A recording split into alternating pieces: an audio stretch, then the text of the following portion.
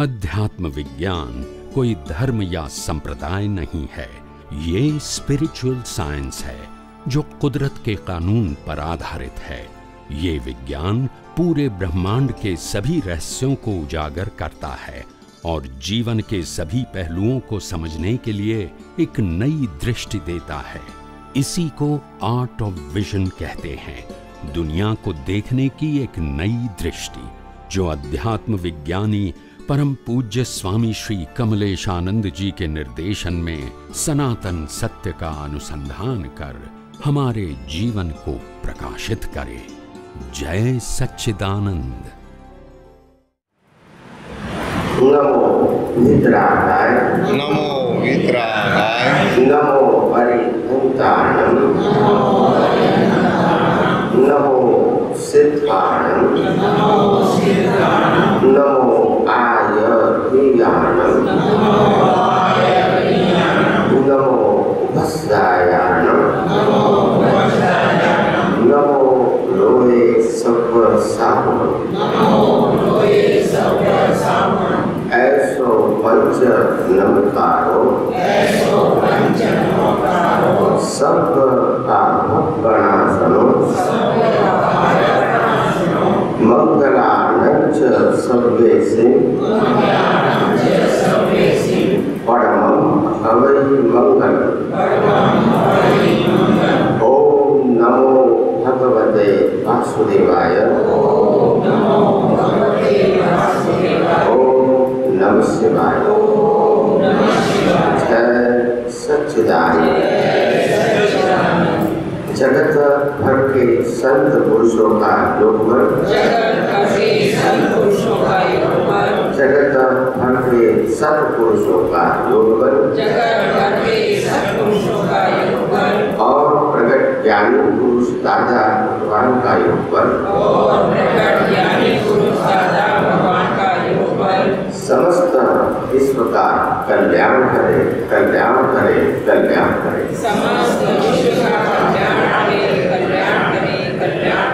और कल्याण करने का निमित्त बनने की हम सभी महात्माओं को परम शक्ति दे, शक्ति दे, शक्ति दे। जगत के सभी जीव सुख और शांति प्राप्त करें, जगत के सभी जीव समाधान प्राप्त करें, जगत के सभी जीव मुक्ति प्राप्त करें, जगत कल्याण हो, जगत कल्याण हो, जगत कल्याण हो, जगत कल्याण हो। जय सच्चिदानंद। जय सच्चिदानंद।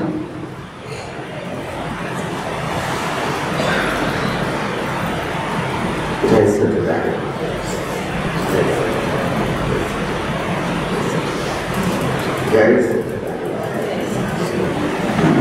वर्तमान भारत के अंदर और आधुनिक भारत के अंदर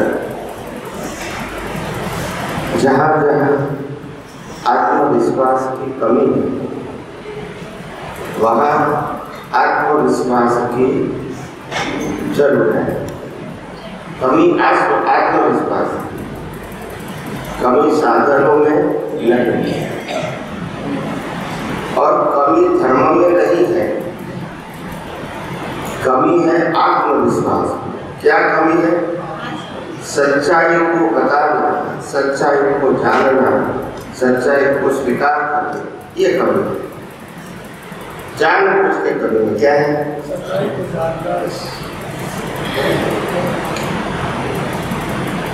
दूसरी बात,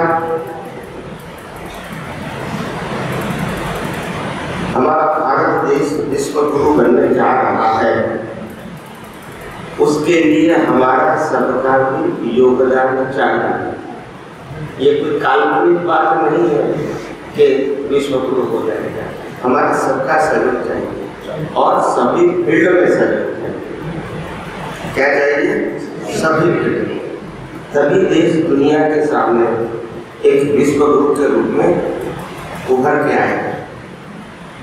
और विश्वगुरु का मतलब ये नहीं होता है कि विश्व का मालिक, विश्वगुरु का मतलब होता है विश्व को मार्गदर्शन देने वाला। क्या बताया? मार्गदर्शन देने वाला, हर फील्ड के अंदर मार्गदर्शन देंगे, सामाजिक, धार्मिक, आध्यात्मिक, इकोनॉमिक, पॉलिटिकल, मेडिकल, टेक्नोलॉजी या वॉर के फील्ड में सभी फील्ड की जानकारी पूरे वर्ल्ड को यहाँ से दिया जाएगा। ये विश्वगुरु की बात है। हम कभी हमारी भारतवर्ष की सोच कभी विश्व के मालिक बनने की थी ही नहीं। हम तो सभी से प्रेम करना चाहते हैं, मालिक ही करना।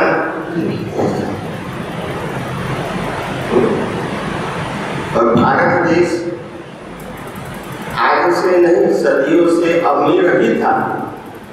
क्या बताया? गरीब था ही नहीं। लोगों ने भारत को गरीब है ऐसी साइकोलॉजी बिठाई है, लूट कर। कैसे? अगर हिंदुस्तान गरीब होता तो अंग्रेज लूटने के लिए क्यों आए थे? बोलते नहीं, गरीब पे कल लूटने आए थे। सोने की चिड़िया थी, सोने की चिड़िया। अगर भारत गरीब था तो मुसलमान लूटने के लिए क्यों आए थे? ये साइकोलॉजी बना दिया कर भारत गरीब है, था नहीं, बना दिया, मानसिक प्रिपेयर किया कि तुम गरीब हो, मगर है नहीं। आज भी भारत विश्व गुरु बनने की क्षमता रखता है और एक दिन होके ही रहेगा। सिर्फ चाहिए क्या? आत्मविश्वास। क्या चाहिए? उसी की कमी है। संसाधनों की और बौद्धिक शक्ति की हर फील्ड में कोई कमी नहीं। आत्मनिर्भर। और इसीलिए बहुत सारी योजना करो और हमारे जो प्रधानमंत्री हैं श्री नरेंद्र भाई मोदी, वो बहुत अच्छा काम कर रहे हैं और आज विश्व के लीडर बन चुके हैं। विश्व के लीडर सभी बड़ी बड़ी महासत्ता को चाहिए कि भारत हमारे साथ रहे। पहले तो उसकी कोई कीमत नहीं थी, अभी सब बोल रहे हैं कि हमारे साथ आ जाए। जिसके साथ भारत रहेगा उनका पल्ला आगे रहेगा। ऐसी परिस्थिति बन गई। आज रशिया भी उनके साथ रखना चाहते थे, अमेरिका भी रखना चाहते हैं और चाइना भी अभी पॉजिटिव बोल रहा है। सबको मालूम है कि भारत ही महासत्ता बनने जा रहा है। आप समझो, जिसको पूरे विश्व को जिसको पूरे विश्व में सम्मान रहता है। और आज भारत में थोड़े दिन पहले हमारे प्रधानमंत्री ने खुद कहा कि मैं पूरे विश्व को जो आज खाद्य अन्न की कमी है मैं पूरी करने के लिए तैयार। हमारे पास कोई अन्न की कमी, ये बताना कोई छोटी बात है। 140 करोड़ की कंट्री का देश, इनको खाना देना और बाद में विश्व का देना, ये तो छोटी बात है। एक जमाना था हमारे पास अन्न नहीं था और हम मांग के लाके खाते थे। ये हमारी कंडीशन थी। आयात तो करते थे, पर आयात के भी तो पैसे चाहिए ना। तो अमेरिका हमको गिफ्ट दे देते, खराब होना चाहिए, क्या करेंगे? मुफ्त में तो फिर ऐसा ही मिलेगा ना, ऐसा। तो मेरा कहने का मतलब ये कि ऐसी परिस्थितियां वास्तव में हमारी नहीं थी, मगर ये परिस्थितियां ये हमारी कमजोरी थी। भारत ऐसा नहीं, इसको ऐसा बनाया गया था, इसको ऐसा मनवाया गया था। और इसीलिए ये अध्यात्म विज्ञान भी सबके अंदर आत्मविश्वास जगाना चाहता है। कि तुम चेतन हो, तुम अविनाशी हो और सभी प्रकार की अनंत शक्तियां तुम्हारे पास है और जो कमजोरी वो तुम्हारे में नहीं है, मन वचन काया है। इसलिए अपने आप को मानसिक तौर से कमजोर समझने की कोशिश मत करो और जो कमजोर है वो तुम नहीं हो। जो कमजोर है उसका तो एक दिन एंड हो जाएगा, तुम्हारा अंत नहीं है। मतलब डरने की जरूरत नहीं है, आत्मविश्वास से जीने की जरूरत है। सुख दुख तो रामकृष्ण महावीर को भी आया है, इसीलिए डरने की जरूरत नहीं। वो हमारे भारत देश के अंदर एक बहुत आत्मविश्वास से भरा हुआ गाना है, हम होंगे कामयाब, हम होंगे कामयाब एक दिन, मन में है विश्वास, पूरा है विश्वास, हम होंगे कामयाब एक दिन। ये विश्वास होना चाहिए। क्या होना चाहिए? विश्वास। ये विश्वास पर तो दुनिया टिकी है। हम ही नहीं मानेंगे कि हम कुछ नहीं तो भी कुछ नहीं है। अपने आप में तो भरोसा होना चाहिए और सुख दुख होना और दिन रात होना और भर्ती होना और पुनः अमास होना, ये तो कुदरती रहता है, उससे डरने की क्या जरूरत है? ये सब अवस्थाएं हैं। क्या है? अवस्थाएं। और हम शाश्वत है, अवस्था नहीं है। फिर डरने की क्या जरूरत? अवस्था तो आती जाती रहेगी। हम अपने आप अड़ग और स्थिर रहेंगे और हमारी शक्तियां भी कभी कम नहीं होंगी। मगर क्योंकि हमारी हाजिरी में जो कर्म बने थे पिछले अवतार में, तो वो हमारी हाजिरी में ही निकल रहा है, इसमें डरने की जरूरत नहीं है। और दूसरी बात, जो कुछ कर्म है वो खत्म हो रहा है, हमको करना नहीं, अपने आप हो रहा है।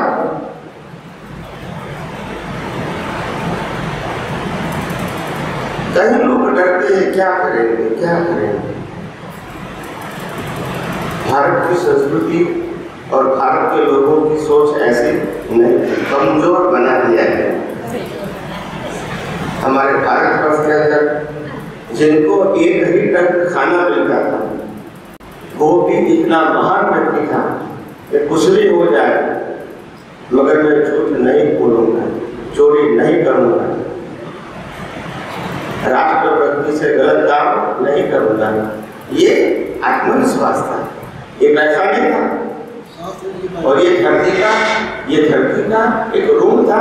धरती में पैदा हुए ऐसे महान पुरुषों का एक जज्बा था। आप समझे? क्वालिटी क्या बोलते हैं? Quality of person. कैसा तुम नहीं कर सकते। ये जो था, ये विदेश के आक्रमण से नब्बे नगर आज भी वो चलता है। कितने शर्म की बात है कि हमको हिंदुत्व को छोड़ के पराये धर्म के वोट लेने के लिए हिंदू धर्म के लिए ही गलत बोलना पड़ता है। ये कितने शर्म की बात है, आप समझे? हम अपने सब्जेक्ट पर आए हैं, क्योंकि मैं तो पहले से ही बचपन से क्रांतिकारी हूँ। मैंने विश्व हिंदू परिषद RSS में बहुत सारे प्रवचन किए हैं, तो मेरे तो रग में है ये सब बात।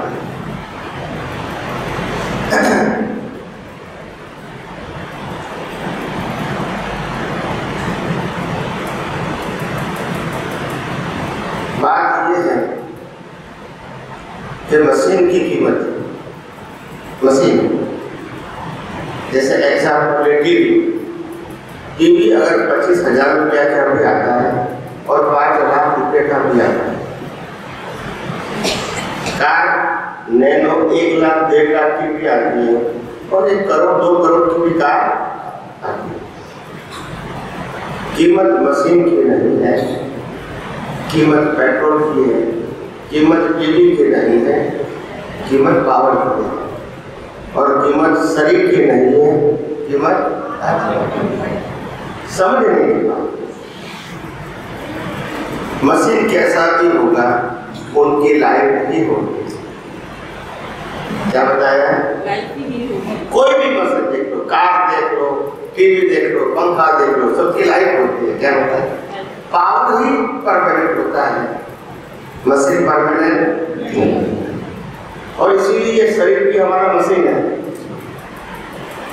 और मशीन का अंत हो रहा है, और ये कुदरती क्रम है। क्या है? कई लोग उम्र वाले हो जाते हैं तो बोला स्वामी जी बहुत कष्ट होता है, अभी कैसे जी सकते हैं, समझ में नहीं आता है, बहुत दर्द होता है, तनाव होता है, परिवार में लोग कम सुनते हैं अपना, ऐसा होता है उम्र में। तो मैंने कहा इसमें डरने की क्या बात है? अभी कुदरत आपके पास से सब पावर ले रहे।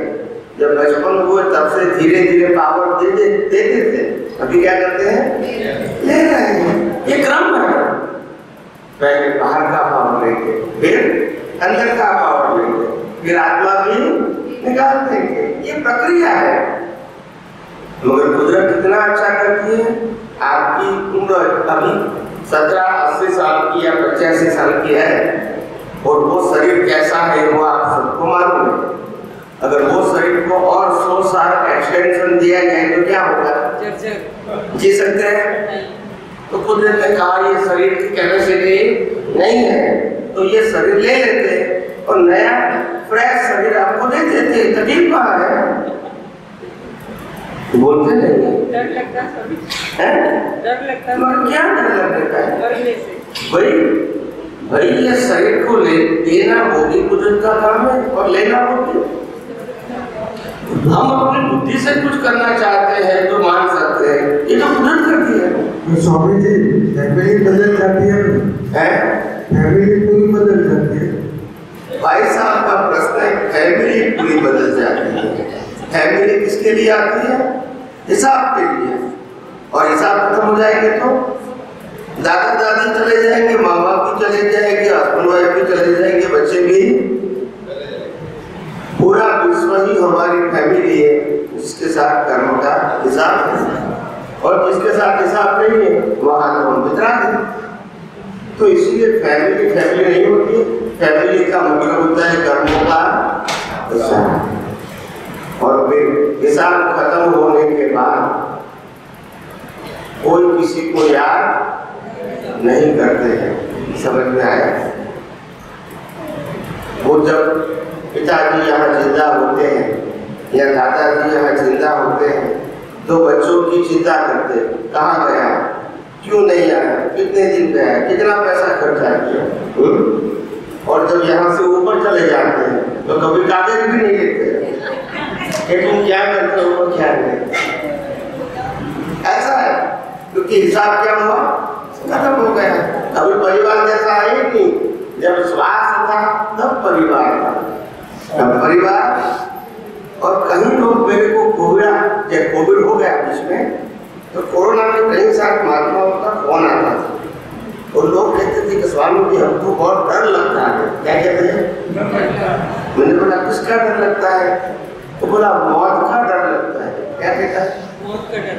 मैंने बोला मौत इतना सस्ता नहीं है, कर्म किया है छोड़ेगा नहीं तुमको, बोलते नहीं इतना आसानी से मरना नहीं देंगे तुमको, अभी बहुत हिसाब चुका है, ऐसे नहीं मरने देंगे, चिंता मत करो।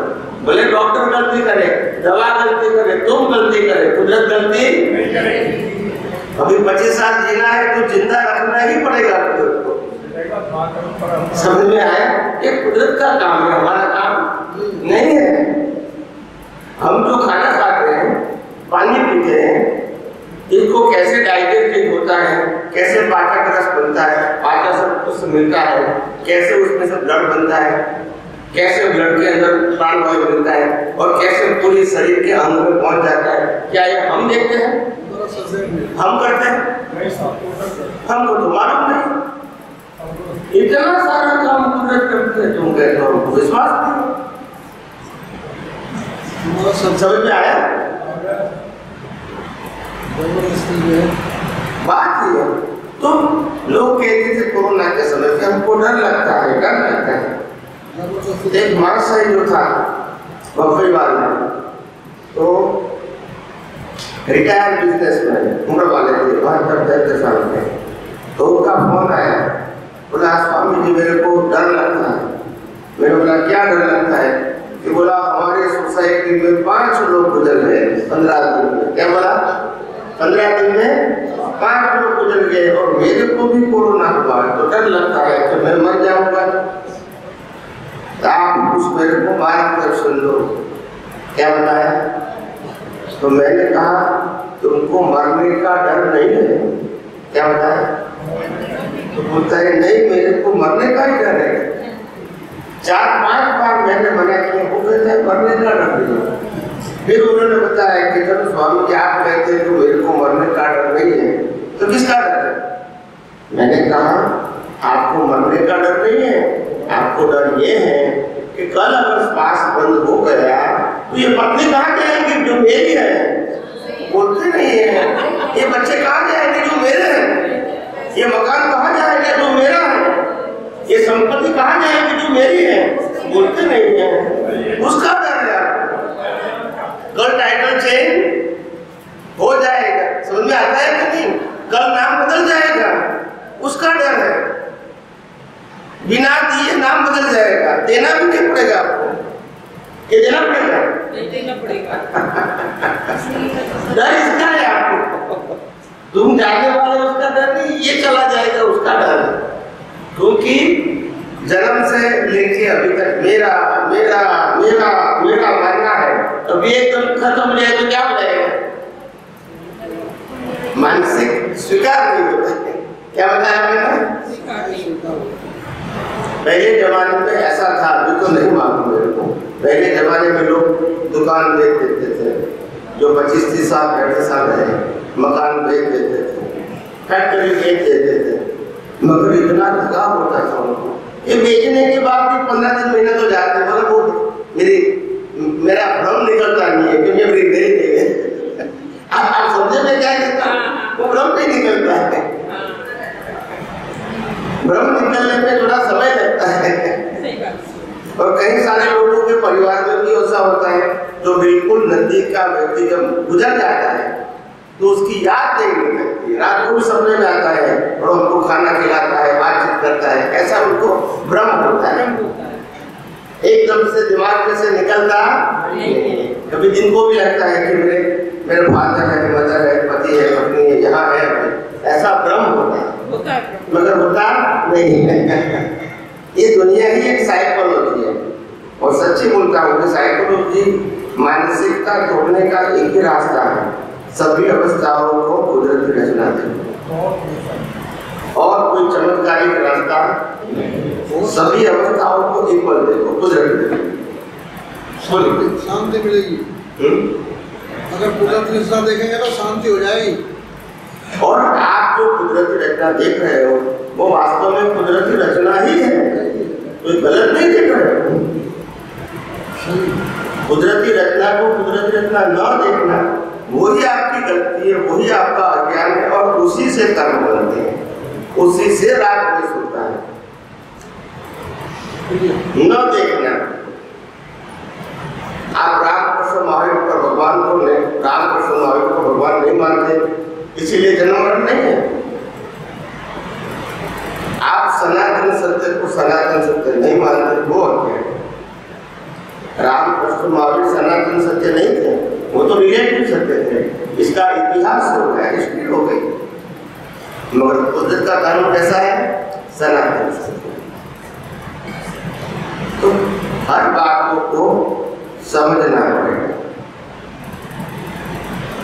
कई लोग अपने जीवन में ऐसी बात करते हैं, जीवन जीते हैं, बुरे संजोग आते हैं, तो बोला स्वामी जी अभी जीना मुश्किल हो गया। मैंने बोला दिन भी आएगी, रात भी आएगी, रात निकालना कठिन है। सुन मेरी बात, रात निकालना कठिन है, इसीलिए कुदरत ने रात को सोने का समय बना दिया। सो जाओ, अपने आप सुबह मेहनत करने की जरूरत नहीं है। आप कहोगे अभी 9 बजे, 10 बजे, 11 बजे, अभी सूरज नहीं निकला, तो 2 बजे अभी नहीं निकला, ऐसा वेट करने की जरूरत। तुम सो जाओगे, सुबह अपने आप हो जाएगी, उसमें मेहनत करने की जरूरत। तकलीफ ये है कि रात की सुबह तो हो जाती है, मगर सुबह से रात करने में बहुत परिश्रम होता है। आप समझे, सुबह का शाम होना या सुबह की रात होना, उसमें बहुत परिश्रम होता है, क्योंकि उसी में ही तो सब कुछ करना है। जो भी काम करना है, व्यवहारिक करो, सामाजिक करो, सब उसी में करना है। तो हमारी जो जागृति है वो क्रियाकांड के साथ जुड़ी है। वो क्रियाकांड को अगर आप कुदरती रचना देखोगे तो बोझ नहीं, आपके लिए दिन भी रात होगा। क्या होगा? क्योंकि जो कुछ भी हो रहा है विचारों के लेवल पे, स्पीच के लेवल पे या क्रिया के लेवल पे, अगर वो कुदरती रचना देखो तो और कोई जागृति की जरूरत नहीं। तो आपके लिए दिन रात दोनों एक ही हो जाएंगे। टेंशन इसको होता है जो स्वतंत्रता से कुछ करने की क्षमता रखता है। आप समझे ना? उनकी सोच ऐसी है कि मैं करूंगा तो ही होगा। समझ गए? वो अहंकार के कारण उसको बोझ लगता है। और ज्ञानी निरअहंकारी होते हैं, सरल सहज होते हैं, इनको बोझ नहीं लगता है। क्यों नहीं लगता है? वो वास्तविकता को स्वीकार करते हैं। इसको कहते हैं वास्तविकता। ऐसी बात है। बस अभी इसको प्रश्न करना है। स्वामी जी, आपने बताया कि स्पीच जो है कुदरती रचना है। अब जैसे कई जगह बोलने नहीं देते हैं, बोलने नहीं देते। हाँ, तो वहाँ पर मतलब जैसे मतलब किसका दोष है, बोलने वाले का या न बोलने वाले का? न बोलने वाले का भी दोष नहीं है, बोलने वाले का भी दोष नहीं है। बोलने का दोनों का आमने सामने हिसाब है। आमने सामने हिसाब है, तो उस हिसाब से दूर रहने या हम घर में रहते हैं तो नहीं मालूम है कितना बोलना चाहिए, कब बोलना चाहिए, नहीं मालूम है। अभी हंसते हैं सच्चाई बता तो हंसते हैं। हमको नहीं मालूम है कब बोलना है, कब मौन रहना चाहिए, नहीं मालूम।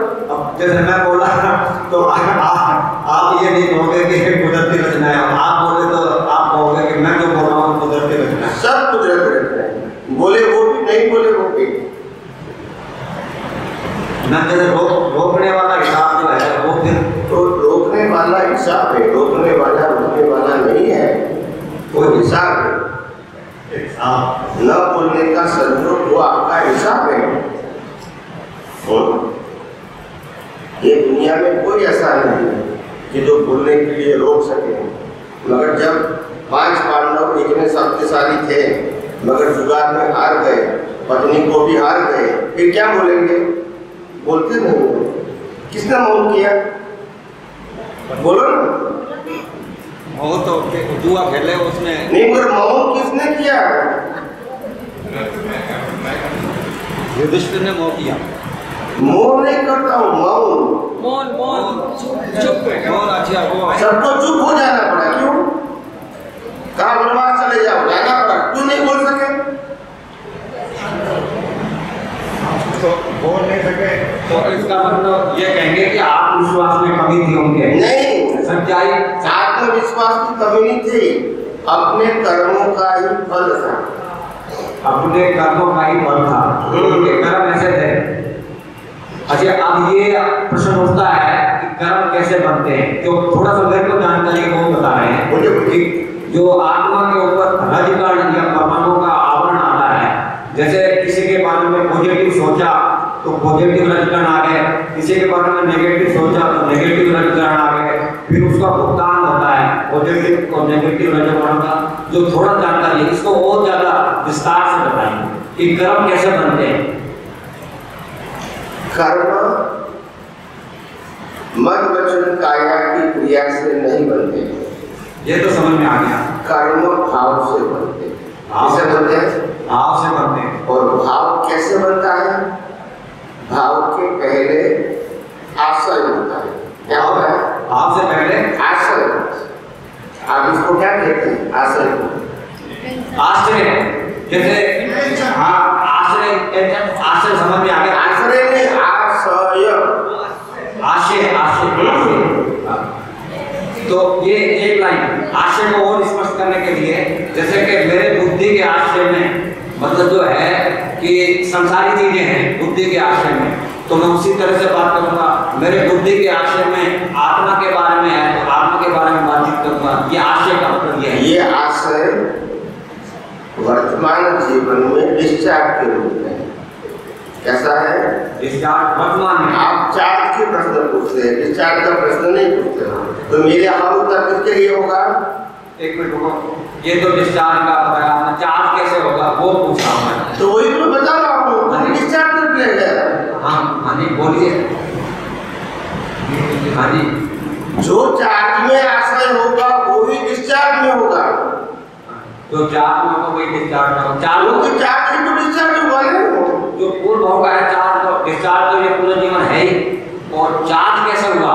वही तो मैं बता रहा हूँ जी, कि चार्ज के अंदर वर्तमान संजोग में अपना वर्तमान जो संजोग है उसमें पिछले अवतार का डेवलपमेंट, वर्तमान संजोग और ये अवतार में मिला हुआ ज्ञान, ये तीनों को मिला के वो आशय निकालता है, सार निकालता है कि क्या करना चाहिए। ये तो हो रहा है, मगर वास्तव में क्या होना चाहिए वो सार निकालता है, उसको आशय बोलते हैं। फिर आशय से भाव बनते हैं, मगर भाव बनने में, फिर आशय से भाव बनने में प्रक्रिया है। उसमें मन बुद्धि चित्त अहंकार इसमें आता है। तो वो आशय की प्रक्रिया होती है मन बुद्धि चित्त अहंकार। आप समझे कि आशय के मुताबिक कैसा कर्म होना चाहिए? स्ट्रॉन्ग आशय, माइल्ड आशय या मीडियम आशय? समझ में आया? ये प्रक्रिया होती है। प्रोसेस गुस्सा पर कितना करने का, उसका क्या करते हैं? गुस्सा करते हैं। गुस्सा भी कितना करने का जी। वो कहता है ऐसा करोगे तो मैं तुमको जिंदा नहीं छोड़ूंगा, वो भी एक आशय है। वो कहता है तुम इतना गलत काम करोगे तो मैं आपको मारूंगा या पुलिस स्टेशन ले जाऊंगा। दूसरा कहता है तुम बहुत गलत करोगे तो मैं आपका संबंध कट कर दूंगा। ये तीनों भी आशय में आता है, अलग अलग कैटेगरी। समझ में आया? तो ये प्रोसेस में होता है। आशय के बाद कर्म बनने की ये प्रक्रिया है। समझ में आया? मन ये चारों जो चीज है, मन बुद्धि चित्त अहंकार, इसमें प्रक्रिया होती है। तो मन बुद्धि चित्त अहंकार एक कर्मों को चार्ट करने की प्रोसेसिंग फैक्टर है। क्या है? प्रोसेस। उसका प्रोडक्शन क्या होता है? स्पीच और एक्शन का बीज। क्या होता है? स्पीच और एक्शन का बीज। एक मिनट, स्पीच एक्शन का क्या होगा? बीज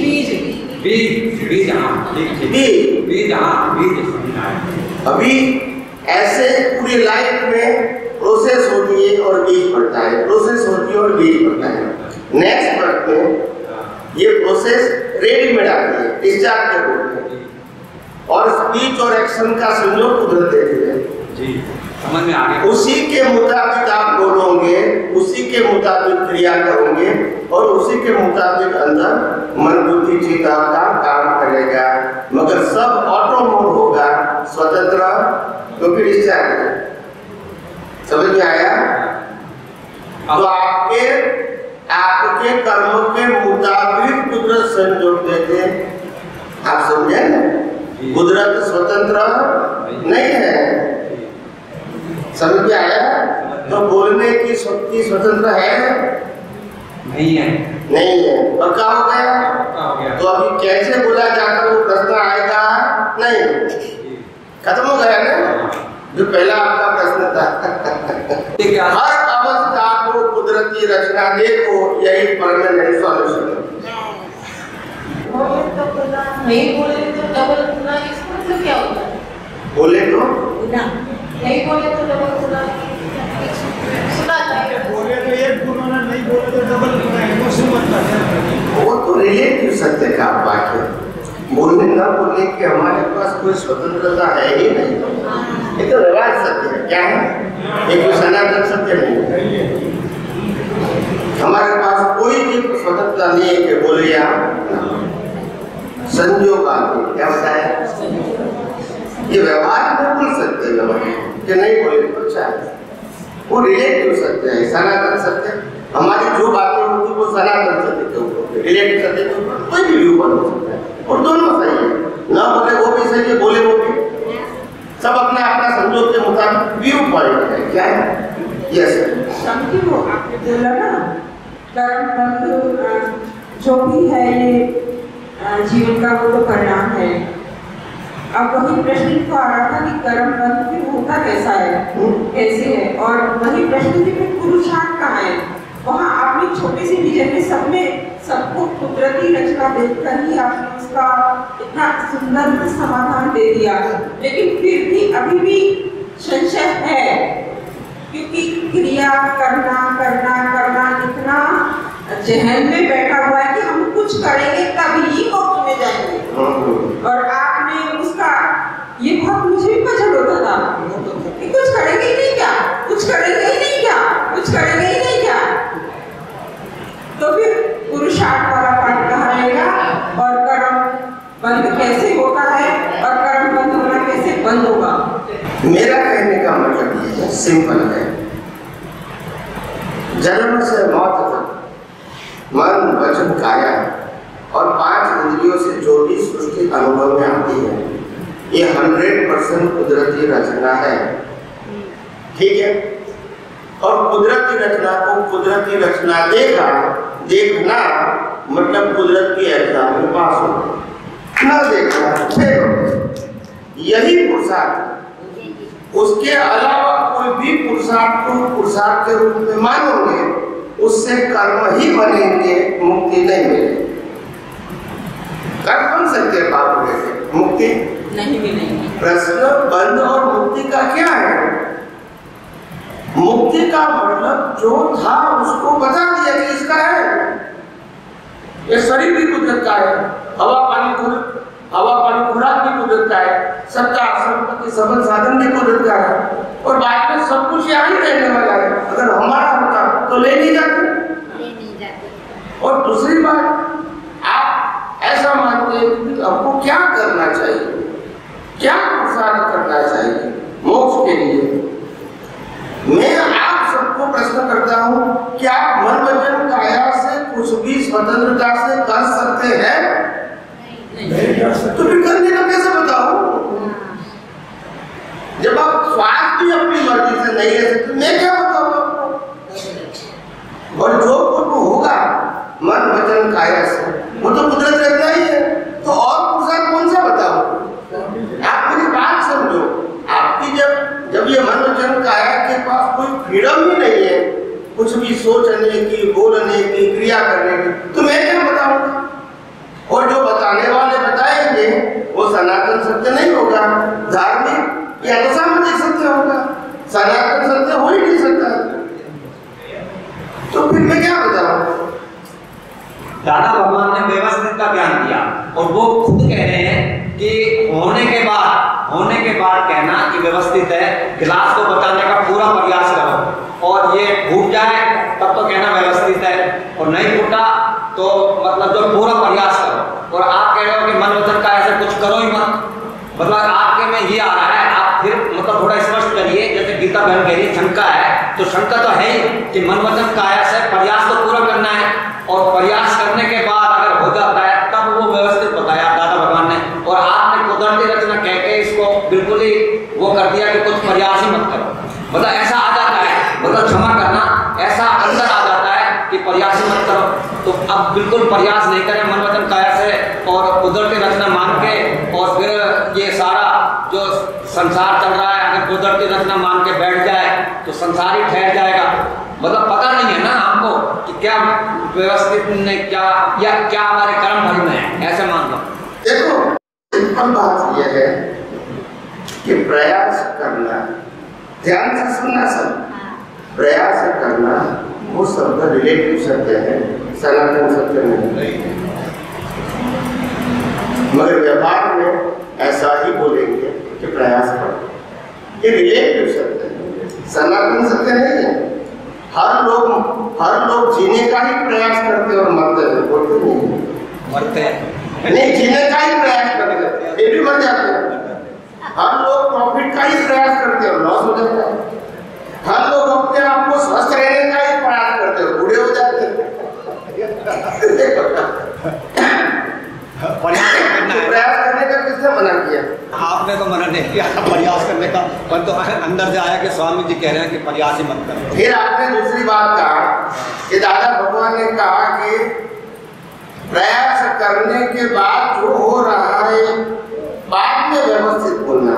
मैं तो कहता ही नहीं हूँ कि आपको कुदरत रचना पहले बोलना है, उस समय बोलना है, बाद में बोलना है, ऐसा तीनों में से एक बार नहीं कहता हूँ। आपको तीनों अवस्था में कुदरती रचना देखना है, पहले भी हो रहा है तब भी और बाद में देखना है, बोलना नहीं है। बोलते नहीं है, देखना है, बोलना नहीं है। नहीं ला दूंगा। कहाँ से प्रश्न निकालते हो? वो तो बच्चे जैसे प्रश्न होते हैं। कुछ प्रश्न ऐसे होने चाहिए कि मेरे को उत्तर देने में आनंद आए। ये बच्चे जैसे प्रश्न हैं। प्रश्न गलत ऐसा नहीं कहता हूँ, बच्चे जैसे कोई, उसमें कोई ज्यादा बताने की आवश्यकता नहीं। मेरा कहने का कल मैंने जो 5 तत्व थे, 6 तत्व विस्तार से कल बताया, उसमें कुछ मैं बताने के लिए मेरा संयोग था कि उसमें ज्यादा क्या बताऊं, क्योंकि मेरे पास सिद्धांत का ज्ञान है कि वो शॉर्ट एंड स्वीट है, लंबा लंबा नहीं। मैं लंबा बोलने की मेरे को आवश्यकता भी नहीं, आप समझे? तो इसीलिए सिंपल बात है कि भाई आपके जीवन के अंदर प्रयास करना सब वो तो रिलेटिव शब्द है। प्रयास करने का मतलब क्या वो संजोग का हिस्सा नहीं है? संजोग का हिस्सा नहीं है प्रयास करना है। तो सबको प्रयास करना एक संजोग होता है। क्या कहते हैं? एक सेकंड, बच्चा पढ़ाई करने के लिए जाता है, हम इसको कहेंगे तुम फर्स्ट क्लास बस लाओ, प्रयास करो, क्या करेगा? अब सब देखें, हर व्यक्ति की मर्यादा होती है। भले प्रयास शब्द बोलना वो हमारा व्यवहार सकते हैं, हर व्यक्ति को संजोगों में दूसरे व्यक्ति को बताना चाहिए प्रयास करो। हम भी बताते हैं, ऐसा नहीं कि हम भी बताते हैं, मगर हम जानते हैं प्रयास करना वो भी कुदरती रचना है, मगर व्यवहार में नहीं होना चाहिए। हर व्यक्ति को अभी आपसे जो हो सकता है पहले प्रयास करो। मैं हर व्यक्ति को कहता हूँ, महाभारत के अंदर हम सबको मालूम है कि जिस धनुष्य से अर्जुन महाभारत जीत कर आए, क्या बताया? महाभारत जीत कर आए, वही धनुष्य एक काबे के सरदार ने उसको लूट लिया। मालूम है? मालूम है कि नहीं? मालूम है। वो तो तुलसी नर को क्या बढ़ो, समय बढ़ो बलवान। हाँ, वीला लूटी गोपियां वही वही मान। अभी समझ में आ गया? अभी तुम प्रयास की बात करो, अभी जो अभी आपसे नहीं प्रयास करो ना, ये समझने मैं कोई रिलेटिव सत्य को गलत साबित करना नहीं चाहता हूँ, मगर मेरा काम सनातन सत्य बताना। रिलेटिव सत्य तो आपके पास है, मैं कहाँ गलत होगा, मगर आपको सनातन सत्य समझना है। तो ये बात है, लोग कहेंगे हम राम कृष्ण भगवान, तो मालूम किसने मना किया, मगर सनातन सत्य क्या है वो तो जानो। हम किसी को दुख देना तो नहीं चाहते, अगर हमसे हो जाता है उसका क्या समझे? नहीं, दुख देते तो समझ लेना चाहिए कुदरती रचना तो है ही। और अगर आपको ज्यादा ऐसा लगता है कि ये गलत हो रहा है, गलत हो रहा है, गलत हो रहा है, ऐसा लगता है आपको अंदर से, तो अंदर परमात्मा से प्रार्थना करो कि परमात्मा इस प्रकार का संयोग मेरे को दोबारा नहीं चाहिए, क्योंकि ये संयोग मोक्ष मार्ग के लिए लायक और सहायक नहीं, खत्म हो गई। इस तीसरे व्यक्ति के साथ प्रायश्चित, मैंने गलती किया, उन्होंने गलती किया, ऐसा कोई प्रोसेस करने की जरूरत विज्ञान में नहीं है। भाई ऐसा संजोग नहीं चाहिए, खत्म हो गया। और ये संजोग अच्छे बुरे इसलिए नहीं, मोक्ष मार्ग के लिए लायक वर्षा है। समझ में आया? हमारा सेंटर पॉइंट मोक्ष है, हमारा सेंटर पॉइंट पाप पुण्य नहीं है। समझ में आया? पाप पुण्य और हमारा सेंटर नहीं, मुक्ति हमारा सेंटर है। तो कोई भी संजोग, कोई भी पुरुषार्थ का सब्जेक्ट रहेगा, कैसे हम मुक्ति पाएंगे। अगर मुक्ति के अनुरूप संजोग नहीं है तो वो हमको नहीं चाहिए, चाहे अच्छे भी क्यों ना हो व्यवहार से, वो भी हमको नहीं चाहिए। तो प्रश्न आपका डिसीजन होना चाहिए कि आपका ध्येय क्या है, मोक्ष। तो उनके मुताबिक हमारा पुरुषार्थ करना चाहिए।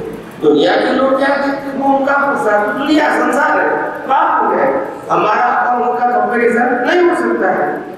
दोनों का गोल ही अलग है, दोनों का ध्येय अलग है, दोनों का रास्ता, तो फिर पुरुषार्थ एक कैसे होगा?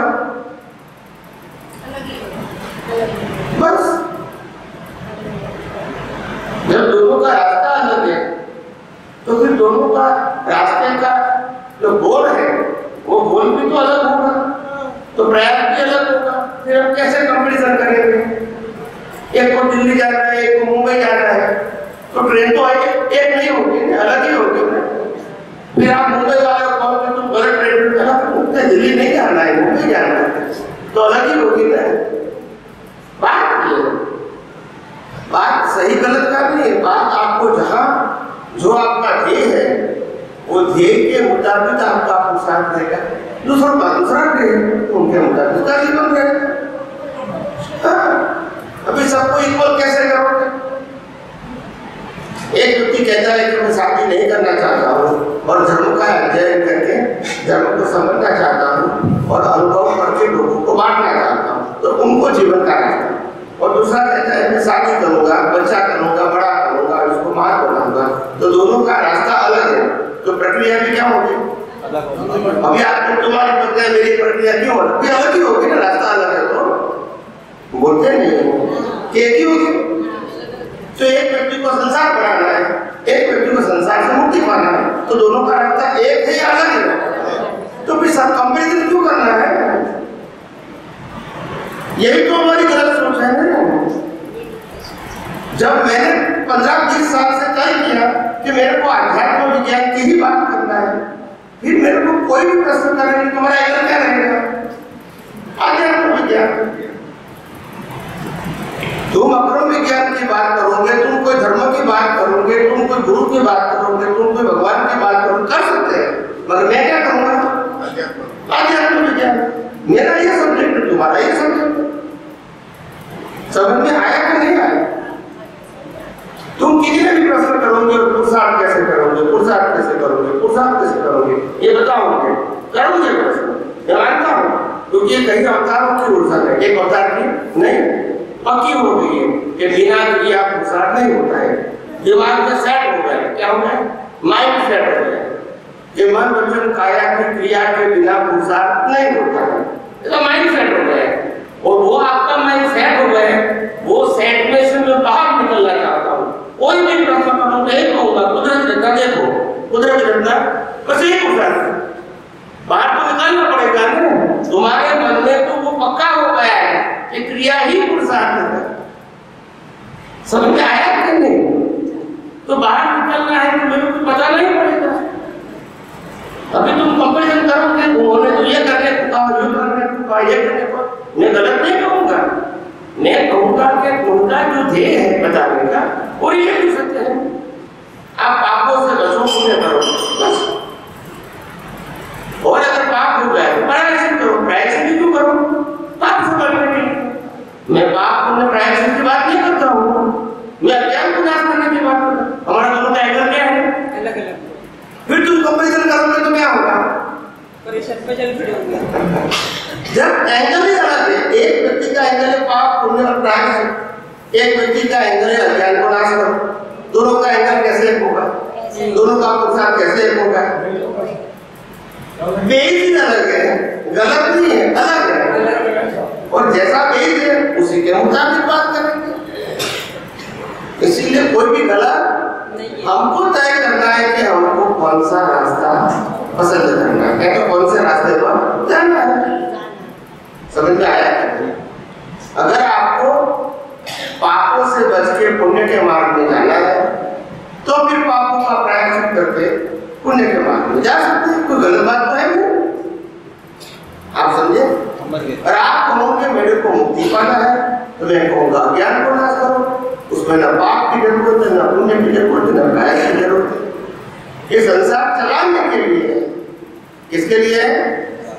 समाप्त करने के लिए नहीं है। समाप्त करने के लिए तुम करता ही नहीं हो तो पाप कैसा, पुण्य कैसा, प्रायश्चित कैसा बोलते नहीं। हाँ, आध्यात्मिक ज्ञान को अपनाएंगे फिर तो मोक्ष में जाना है। तो ये वही तो कहता हूँ, फिर पाप में रहेगा नहीं रहेगा। और अगर प्रकृति ने गलती किया है, प्रकृति माफी मांगती है तो हमसे क्या मतलब है? नहीं समझ में आया। इनको बुखार आया और ताव की गोली लिया तो ये आत्मा का नुकसान है ना, बोलते नहीं। वो तो समझ में आ रहा है परंतु बीच में नहीं। ये शरीर को बुखार आया और शरीर ने बुखार को मिटाने के लिए गोली लिया, वो आत्मा के लिए नुकसान है नहीं, शरीर के लिए। तो शरीर ने गलती किया और शरीर माफी मांगती है, इसमें आत्मा कहाँ बीच में आया? आत्मा तो बीच में नहीं आता। तो फिर तुम मुक्ति के लिए प्रतिक्रमण करते हो, ऐसा आप तक मानते थे कि नहीं मानते थे? फिर कोई बात आती है, अब ये आपने मेरी बात तो समझी नहीं। जैसे मैं पत्नी को बहुत ज्यादा लड़ता था पहले और 3-4 दिन तक बोलता नहीं था। अब इसके बाद अब लड़ने पर जो है प्रतिक्रमण करने से वो आधे घंटे बाद ही बोलने लगा। प्रतिक्रमण से मेरे को मेरी गलती मालूम होती है। प्रतिक्रमण भाव प्रतिक्रमण है। फिर आप ये कह रहे हो भाव शक्ति हमारे हाथ में है, फिर कह रहे हो कि आप शक्ति तो इसके हाथ में है, भाव शक्ति जो भी है ये 5 नंबर 1 समझ लो या अनाथ। तो जिससे शांति मिले वो नहीं करें। कहने की बात यह है, मैंने पहले भी कहा शरीर को बुखार आया है और शरीर में गोली दी है बुखार मिटाने की, उससे आत्मा से कोई कंसर्न है? मेरा प्रश्न। 1 मिनट। ऐसे प्रकृति को, ये शरीर को पत्नी के शरीर के साथ झगड़ा होता है और इसीलिए वो प्रकृति प्रायश्चित करता है ताकि वो झगड़ा पसंद नहीं है। इसमें आत्मा कहाँ बीच में आया? एक मिनट, आप मनोरंजन का हम खाना खाते हैं और खाना नहीं खाएं, आत्मा को तो जरूरत है नहीं खाने की। वही तो मैं कहता हूँ, बिना खाने के रहें और आत्मा में रह रहे हैं, हम कैसा कहें? अभी क्या शरीर के लिए तो प्रतिक्रमण शरीर के लिए क्या? तो वही तो मैं कहता हूँ, आत्मा के लिए थोड़ी। आप कहते हैं मुक्ति के लिए मैं प्रयास, वो प्रश्न है मेरा। प्रकृति को प्रकृति के लिए कुछ भी करना है तो करेंगे। नहीं, शरीर रहेगा तो ही तो मतलब आत्मा के लिए कर सकेंगे। आत्मा के लिए जो करने का कुछ है नहीं तो आप ज्ञाता दृष्टा भी तभी रह सकेंगे ना जब शरीर रहेगा। वही आपने कहा कि शरीर रहेगा और शरीर निकालने का काम हमारा है कि कुदरत का? शरीर को चलाने का काम तो कुदरत का है। तो फिर कबार चलाने का काम तो आप ऐसा समझे ना कुदरती प्रतिक्रमण करा रही है, कुदरत की रचना या कुदरत जो भी आप मानते। मैं वही कहता हूँ 20 साल से कि अतिक्रमण भी प्रकृति करता है और प्रतिक्रमण भी प्रकृति करता है। वही तो कहता हूँ 20 साल से। और तुम कहते हैं कि आत्मा के लिए पुरुषार्थ करते हैं, प्रश्न ये आ रहा है के लिए पुरुषार्थ नहीं कह रहे हम तो। इनको भूख लगी उनको खाना खाते हैं, आत्मा कहाँ कुछ है? मैंने आत्मा के लिए कहा, का शरीर के लिए। अरे मैं तुम्हारा नाम से जो लोग आत्मा के लिए प्रतिक्रमण करते हैं ऐसा मानते हैं वो सबके लिए मैंने बोला। तुम्हारा तो एग्जाम्पल हो गया, समझ में आया कि नहीं? एक बात बताने के लिए बताना तो पड़ेगा मेरे को, समझ में आया? जो लोग कहते हैं कि प्रतिक्रमण से मुक्ति है उनके लिए बात है, ऐसा नहीं है। ये मैं प्रकृति के लिए कुछ भी करो, भाई किसी को टकरा के तो सॉरी भी बोल दो और कोई अकड़ वाला है तो मैं क्यों सॉरी कहूँगा, ऐसा भी बोलेंगे। दोनों कुदरत रचना है, समझ में आया? बस इससे आत्मा से क्या मतलब? मेरा कहने का मतलब कोई मतलब नहीं, समझ में आया? तो आत्मा सब्जेक्ट अलग है, प्रकृति सब्जेक्ट अलग है और प्रकृति का क्रिएटर ऑपरेटर डिस्ट्रॉयर यानी प्रकृति को बनाने वाला, प्रकृति को चलाने वाला और प्रकृति का अंत करने वाला कुदरत है। जब कुदरत ही बनाने वाला, चलाने वाला, अंत करने वाला है, उसमें हम क्या कर सकते हैं वो बताइए। कुछ नहीं कर सकते। तो कुछ नहीं कर सकते, करने की बात क्यों करते हो? स्वामी जी पहले बात ये जो प्रकृति और कुदरत, थोड़ा इसमें अंतर बताइए, प्रकृति क्या है, कुदरत क्या है? ये दो शब्द हमको मिले जुले से लगते हैं। और आप क्या कह रहे हो बार बार कि कुदरत है, कुदरत की रचना है और कुदरत का कानून। यही चीज सबको बार बार, इसमें हम सबको कंफ्यूज हो रहे हैं और उसके साथ आप एक प्रकृति लगा देते। तो पहले इसका करिए, फिर आगे सुनवा। कल मैंने कुदरत की बातें विस्तार से कही कि कुदरत का मतलब 6 तत्व, जो कल मैंने कहा है, तो उसके बाद रिपीट नहीं करूंगा। कुदरत मतलब 6 तत्वों का एक नाम कुदरत, जो मैंने कल विस्तार से बता दिया। ठीक है, अभी आप कुदरत का कानून और कुदरत की रचना, ठीक है, ओके। कुदरत का कानून का मतलब क्या है? कुदरत का कानून मतलब सबके लिए एक है, पहली बात, और इसलिए उसको सनातन सत्य बोलते हैं। सांप्रदायिक सत्य नहीं, व्यक्तिगत सत्य नहीं, कास्ट वाला सत्य नहीं, धर्म वाला सत्य नहीं, प्रदेश वाला सत्य नहीं, सबके लिए एक होगा सनातन सत्य। जो मानेगा या नहीं मानेगा तो भी कुदरत का कानून एक ही होगा। एग्जाम्पल, कुदरत का कानून किसको कहते हैं? पहले स्थूल एग्जाम्पल देखो, ये दिन रात होता है वो कुदरत का कानून है। ठंडी गर्मी बारिश होती है वो कुदरत का कानून है। फिर भरती ओट होती है समंदर में, वो कुदरत का कानून है। पूनम अमास होती है, वो किसका कानून है? कुदरत का कानून है। अभी हमारे जीवन में कौन सा कुदरत का कानून लागू होता है? पहले मैंने सृष्टि की बात किया, ये वनस्पति होती है, सब कुदरत का एक कानून है। इसके अलावा हम मन वचन काया की बात करें, वो क्या है? वो भी कुदरत का कानून कैसे है? तो कहते हैं शरीर को बनाना, उसमें 3 बात होती है। कर्म का सिद्धांत, पुनर्जन्म का सिद्धांत और आत्मा।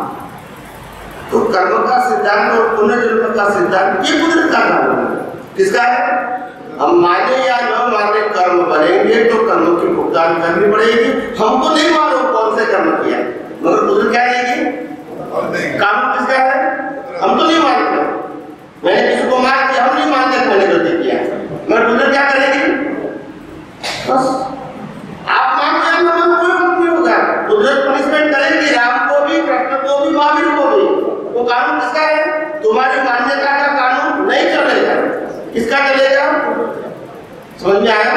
एक कुदरत का कानून अफर और सबके लिए एक है, अलग अलग नहीं है। तुम अगर राजा हो या भिखारी हो, कानून सबके लिए क्या रहेगा? जो भी इस प्रकार की गलती करेगा उनका फल कुदरत देगा, और कानून के हिसाब से। मर्जी के कानून समझते हैं, जैसे एक्ट टू से पानी होता है वो कानून होता है। क्या होता है? बिल्कुल कहते मैं नहीं मानता हूँ, तो भी सिद्धांत तो वही रहेगा, तुम नहीं मानते हो, तुम्हारा क्या है? इसमें कुदरत क्या करेगी? समझ में आया? कोई कहता है हम कर्म के कानून को, कर्म के सिद्धांत को नहीं मानते, तो क्या इसको कर्म नहीं लगेगा? समझ में आया कि नहीं? कोई कहता है कि मैं पुनर्जन्म को नहीं मानता, तो पुनर्जन्म नहीं होगा। कुदरत का कर्म तुम्हारी मान्यता से चलेगा कि सबके लिए एक होगा? दूसरी बात और इंपॉर्टेंट बात, हम जो कुछ भी कर्म करते हैं, कर्म बताओ, कर्म फल नहीं, मेरा ध्यान से सुनो, गलती मत करो। मैं कर्म बोलता हूँ तब कर्म कभी दिखता नहीं है, और जो दिखता है वो कर्म नहीं है, कर्म फल है। व्याख्या बराबर समझ लो, गलती मत करो। मैं कर्म बोलूं तो वो दिखेगा नहीं, उसको कर्म बोलते हैं। क्या बताया? और जो दिखेगा वो कर्म, तो गलती मत करो। मैं कर्म बोलूं तो वही समझो आप कि जो दिखता नहीं है, फल दिखेगा, कर्म ओके। तो हम कोई भी कर्म करते हैं अज्ञानता से, राग द्वेष करते हैं, कसाय करते हैं, अच्छे बुरे भाव देते हैं, अंदर जो बाहर दिखता है नहीं। ऐसे कोई भी कर्म अंदर करेंगे, इसका फल कौन तय करेगा? नहीं, मगर हम कुदरत को मानते नहीं है, कुदरत के कानून को मानते नहीं है, तो नहीं मिलेगा। नहीं, तुम नहीं मानो तो नहीं मिलेगा। नहीं, तो कानून से दुनिया चलती है कि किसी की मर्जी से चलेगी? मैंने लाखों लोगों को मार दिया, मैं कानून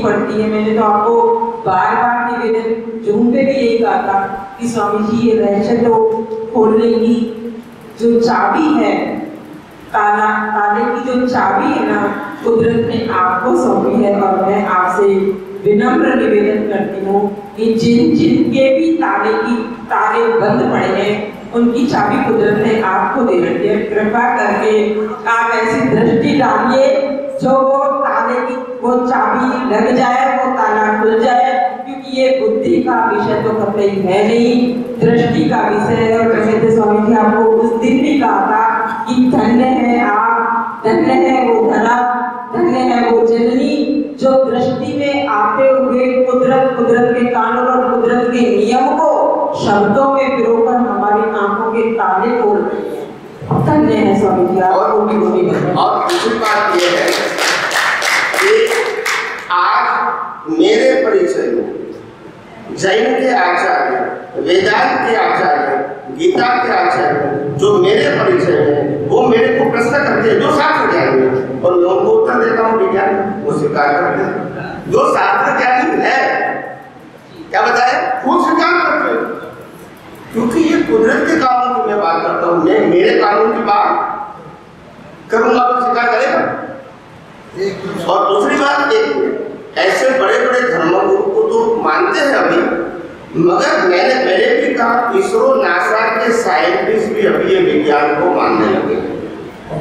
इतना सारा लोग स्वीकार करते, बुद्धिशाली लोग, शास्त्र ज्ञानी भी और साइंटिस्ट भी स्वीकार करते हैं। आप समझे? और ये विज्ञान कभी छुपा नहीं है। आज जो भी लोग धार्मिक बातें करते हैं शास्त्रों के आधार से, उनका जो आसन है वो आसन हिल गया है, क्योंकि मैंने दुनिया के सभी धर्मों को फॉर्मेट बताया, तो आसन तो हिलेगा। यस और नो? और फॉर्मेट में सिर्फ या फॉर्मेट का मीनिंग क्या है वो बता दिया। अभी आप कहोगे फॉर्मेट भी है और विज्ञान भी है। मैंने कहा जहाँ फॉर्मेट को पुरुषार्थ मानते हैं वहाँ साइंस नहीं है, और जहाँ साइंस है वहाँ फॉर्मेट को पुरुषार्थ नहीं मानते, फॉर्मेट करने को मना नहीं है। फॉर्मेट को पुरुषार्थ मानोगे वहाँ साइंस समझ में दोनों बात नहीं, क्रिया कोई भी है, साइंस एक ही रहेगा। और मैं ये कहना चाहता हूँ, इसमें एक व्यक्ति की बात नहीं है, जीवन में ऐसे बहुत व्यक्ति आते हैं और बहुत व्यक्तियों ने बहुत सारा आर्गुमेंट कर दिया, बहुत सारा, और हमारा कुदरती रूप से इतना टेस्ट समझते हैं, टेस्ट ले लिया है। और आप नहीं मानोगे, जैसे प्रतिक्रमण के ऊपर किताब छपी है राधा भगवान की, ऐसे अन्य धर्म के भी ऐसे प्रतिक्रमण पुरुषार्थ नहीं है। इसके ऊपर जो मैंने प्रश्नोत्तरी किया है उसके ऊपर 1000 पाने की पुस्तक कम होगी, इतना मैं बोल चुका हूँ। नहीं समझ में आया? प्रतिक्रमण पुरुषार्थ है, इसके सामने प्रतिक्रमण उदय करना है, वो समझाने के लिए जो मैंने एक्सप्लेन किया है, अगर वो मेरे सत्संग में निकालोगे तो 1000 पाना भी कम हो जाएगा। सही बात है। यानी लोगों ने इतने एंगल से पूछा है, आप लोग बात समझो मेरी बात, इतने एंगल से पूछा है और बाद में लोगों ने स्वीकार किया कि बात आपको सही। ये तो स्वामी जी के गले में ना इतना ज्यादा दर्द भी रहता है, इतना ज्यादा उनको बोलना भी, डॉक्टर ने बोला हुआ है, इतना पेन भी है इनको बोलने में बहुत तकलीफ, क्योंकि अपने शरीर को ना देखते हुए आज हमें एक बुखार आ जाता है तो हम सत्संग आने के लिए बिल्कुल मना कर देते हैं, मैं सत्संग नहीं जाऊंगा। उनको इतना तकलीफ है, हमें मालूम है, हम कॉन्टेक्ट में रहते हैं, डॉक्टर के बैठे होते हैं तो भी हम कॉन्टेक्ट में हैं, तब भी वो हमारे लिए इतना बोलते हैं। हमारे किसके लिए बोलते हैं? हमारे लिए बोलते हैं, क्योंकि उनको करना है इसलिए। बाकी क्यों? हम एक बुखार को सहन नहीं कर सकते, पर वो बोलते, क्या बोलेंगे हमारे लिए कि कुदरती रचना है, कुदरत ने मुझे सौंपा है तो मैं वहां तक पहुंचाकर ही रहूंगा। ये उनके शब्द होते हैं। इतनी करुणा है ज्ञानी की, और हम विनय से ही किसी को, हम अपने पिता दादा के संस्कार भी विनय से ही पा सकते हैं। लड़के झगड़ के तो हम भी नहीं पा सकते, उनकी संपत्ति भी नहीं पा सकते, संपत्ति को हम पीने से ही पा सकते हैं। ये तो व्यवहार शक्ति भी है। और हम पाने जा रहे हैं सनातन सत्य। अर्जुन को इतने ही बदलते, वो भी 18 अध्याय क्यों करवा दिए उसने? साक्षात भगवान खड़े थे वहां तो 18 अध्याय बनवा दिए थे। प्रश्न ऐसे करें कि इनके पास सच में इनके पास कुदरत के रहस्य खोलने की चाबी है। अपना काम निकालो और वो चाबी इनसे ही खुलेगी। डेफिनेट बात है।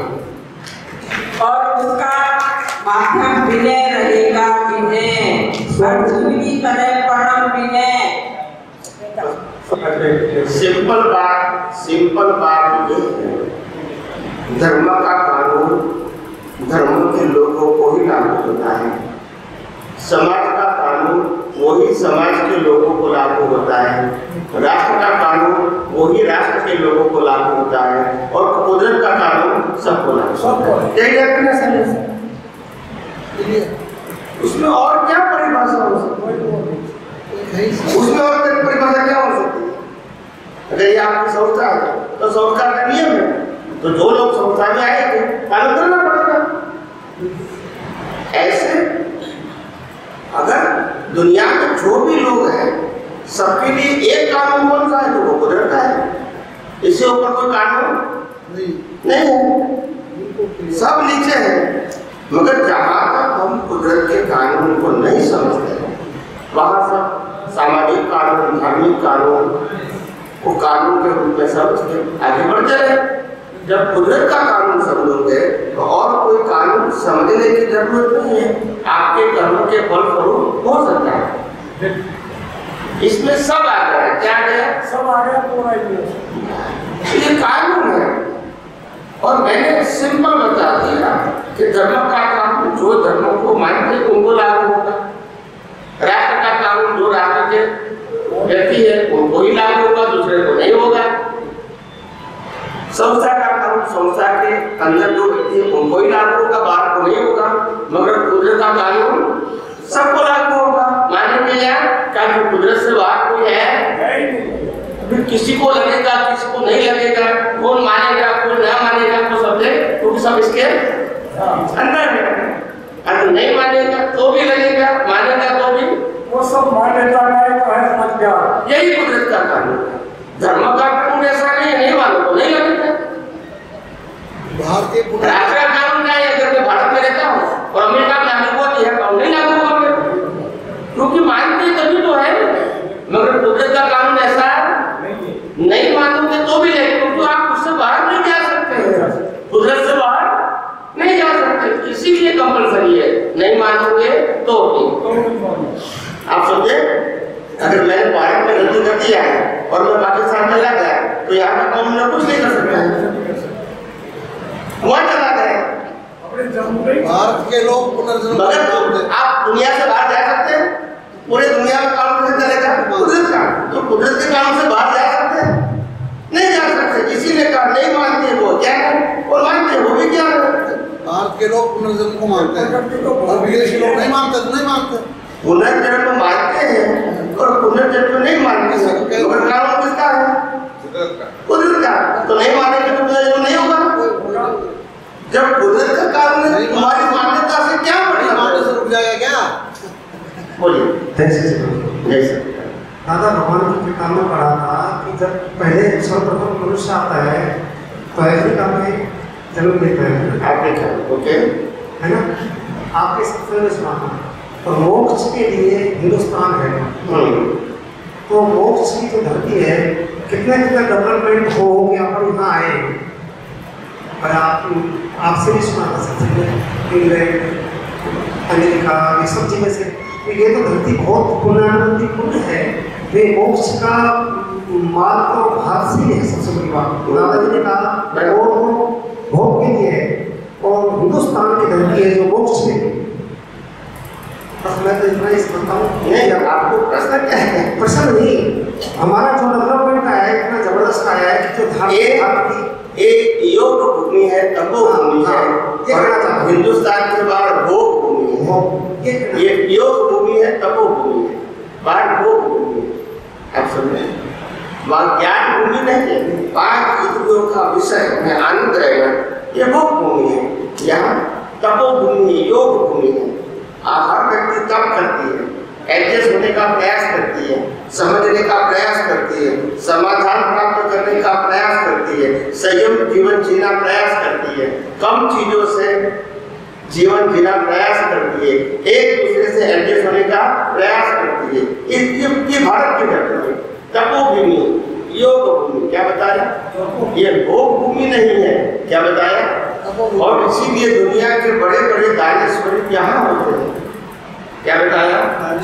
और दानेश्वरी का 2-4 व्यक्तियों का नाम भूल जाओ, या हर व्यक्ति के मन में भावना हो मेरे पास कुछ बातों में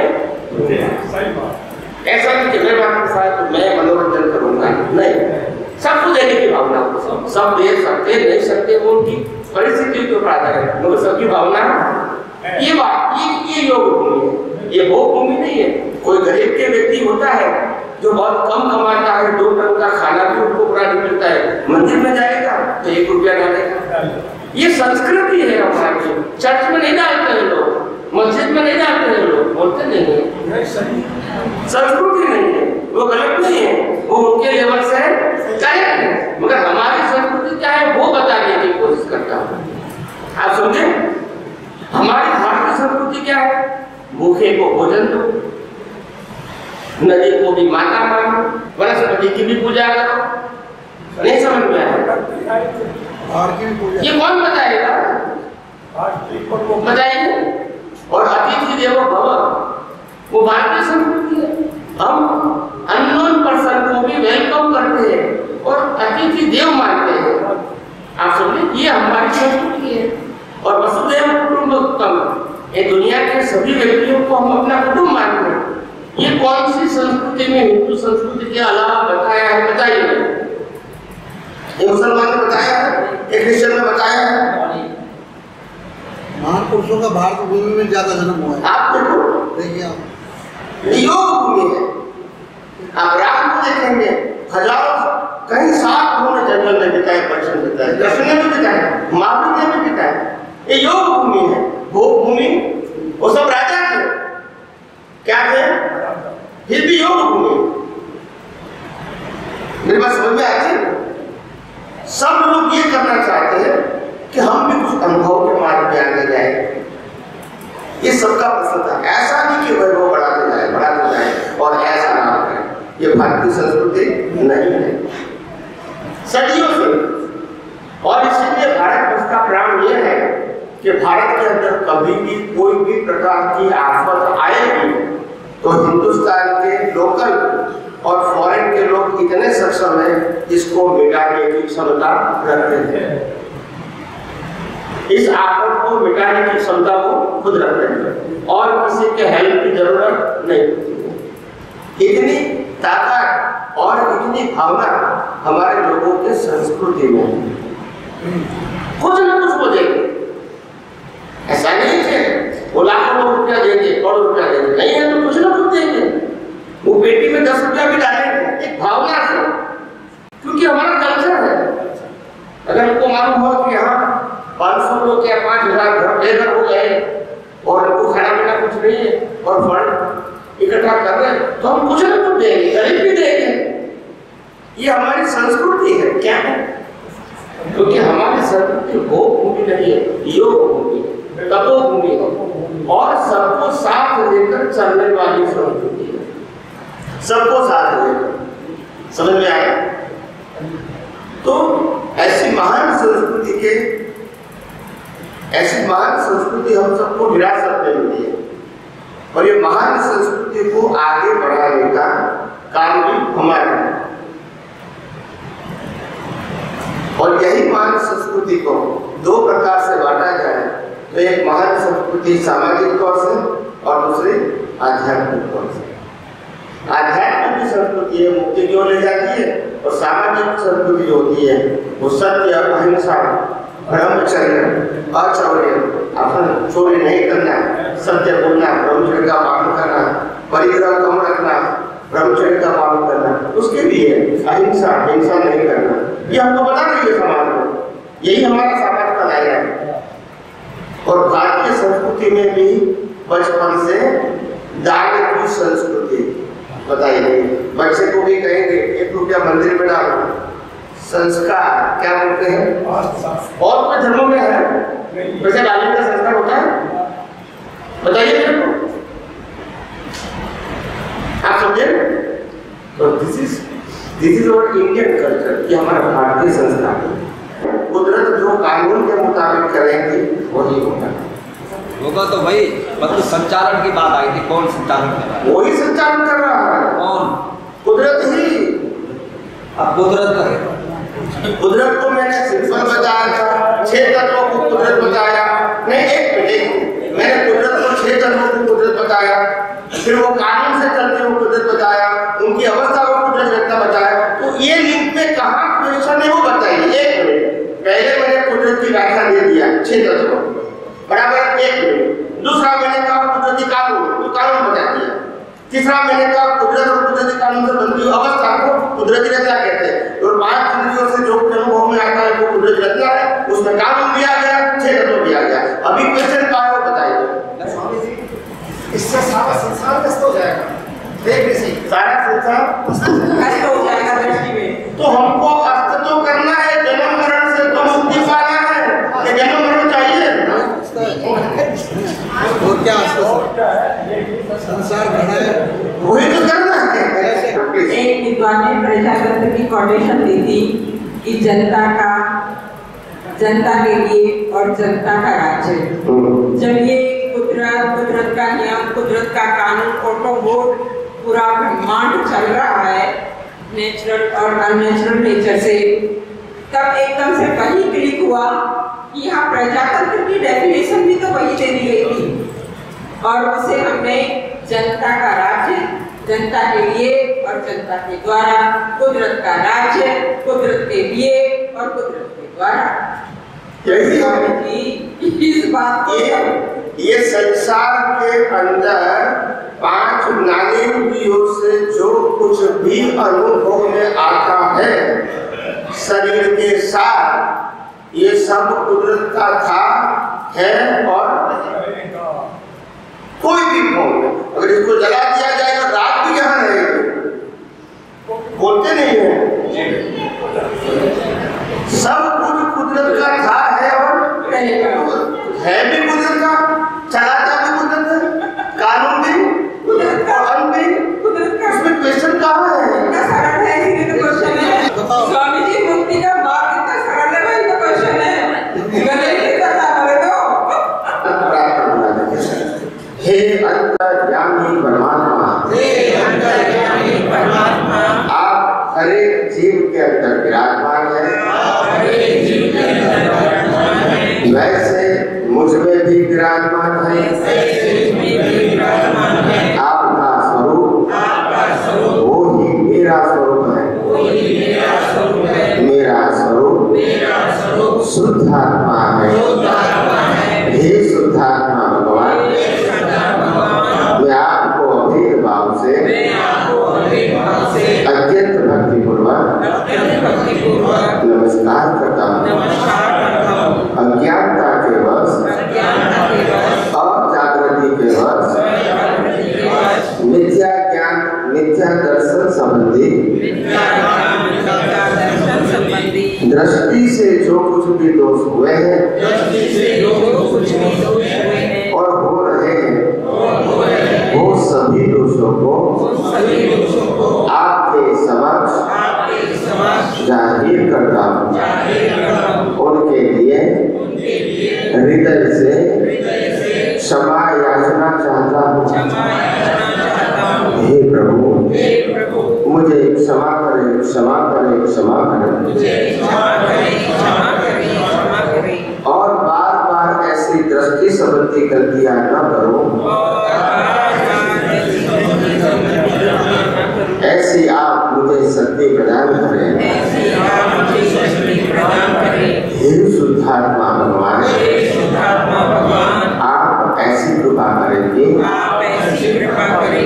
हम में से भेदभाव निकल जाए स्वरूप प्राप्त था, हम आप में अभेद स्वरूप से तन्मयाकार रहे।